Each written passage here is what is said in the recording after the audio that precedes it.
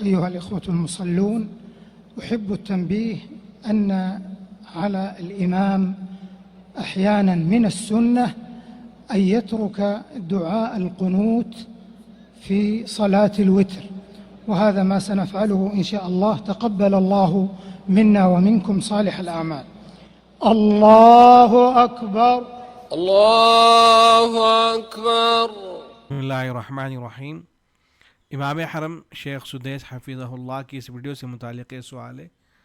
اس video کے اندر شیخ یہ اعلان کر رہے ہیں وطر کی نماز سے پہلے کہ آج ہم وطر کی نماز میں دعائیں قنوت نہیں پڑھیں گے، اس لیے کہ سنت یہ ہے کہ امام کو کبھی کبھی دعائیں قنوت نہیں پڑھنی چاہیے، تو ہم بھی آج ایسے ہی کریں گے۔ تو کیا یہ درست ہے یا نہیں، اور کیا ہم بھی ایسے ہی کر سکتے ہیں نہیں؟ تو دیکھیں، جواب میں عرض ہے کہ یہ شیخ سدیس حفظہ اللہ کی رائے ہے۔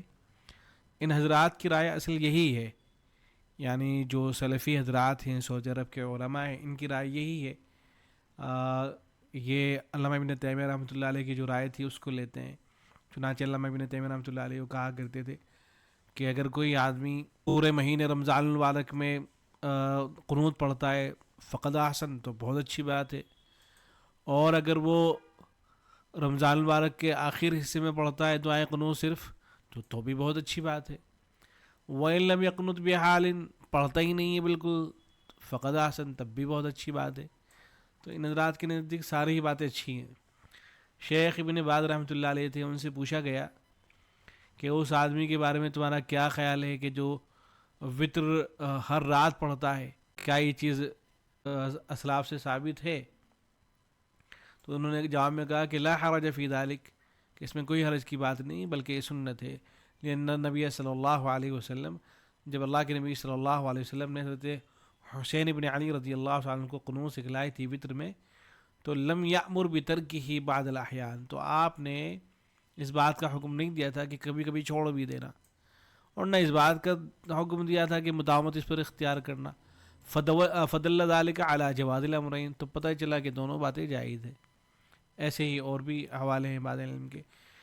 تو یہ ان حضرات کا نقطہ نظر یہی ہے کہ بھئی یہ سنت ہے ان حضرات کے نزدیک تو دعائے قنوت، اور اس میں بھی یہ ہے کہ کبھی کبھی چھوڑ دینی چاہیے، اور بالکل نہ پڑھیں تب بھی کوئی حرج کی بات نہیں، پڑھ لیں تو بھی ٹھیک ہے، نہ پڑھیں تو سب باتیں ان کے نزدیک درست ہیں۔ ہمارے نزدیک مسئلہ یہ ہے کہ یہ جو دعائیں قنوت پڑھی جائے گی پورے سال پڑھی جائے گی، ایسا نہیں ہوگا کہ رمضان المبارک میں آپ ترک کر دیں گے۔ دعائیں قنوت کا پڑھنا واجب ہے۔ جو خاص دعائیں قنوت پڑھی جاتی ہے، اللہم انا نستعینک ونستغفرک الی آخرہ، تو اس کا پڑھنا تو ضروری نہیں ہے، کوئی بھی دعائیں قنوت پڑھی جا سکتی ہے، لیکن دعائیں قنوت کا پڑھنا واجب اور ضروری ہے ہمارے نزدیک۔ اگر کوئی آدمی کرے چھوڑ دیتا ہے تو ایسی صورت میں اس کے اوپر سجدہ سہو لازم ہو جائے گا۔ تو ہمارے ہاں یہ نہیں کہ امام صاحب کا موڈ بن جائے کسی دن کہ میں آج دعائیں قنوت نہیں پڑھوں گا، اس لیے آپ حضرات بھی مت پڑھیے گا، تو ایسا نہیں ہے۔ ہمارے نزدیک تو دعائیں قنوت پڑھنا ضروری ہے۔ حضرت اقدس مفتی سعید احمد پالنپور رحمۃ اللہ علیہ نے تحفۃ المعانی کے اندر لکھا ہے، دو مسئلے بیان کرتے ہوئے۔ پہلا مسئلہ یہ ذکر کیا کہ وطر میں قنوت پورے سال ہے، یہ صرف رمضان میں ہے، یہ رمضان کے اخیر حصے میں ہے۔ امام ابو حنیفہ، امام احمد بن حنبل کا مختار قول اور امام شافعی رحمہ اللہ کی 3 وجوہ میں سے ایک وجہ یہ ہے کہ وطر میں قنوت پورے سال ہے۔ امام مالک رحمۃ اللہ علیہ کے نزدیک صرف رمضان میں ہے، باقی 11 مہینے وطر میں قنوت نہیں ہے۔ امام مالک رحمۃ اللہ علیہ کی یہ رائے ہے۔ اور امام شافعی رحمہ اللہ کا اصل مذہب اور امام احمد بن حنبل رحمۃ اللہ علیہ کی ایک روایت یہ ہے کہ رمضان کی 16ویں رات سے ختم رمضان تک قنوت ہے، باقی 11.5 مہینہ قنوت نہیں ہے۔ فرماتے ہیں جاننا چاہیے کہ اس مسئلے میں کوئی مرفوع روایت نہیں ہے، اور صحابہ کرام کے مختلف اقوال اور عمل ہیں۔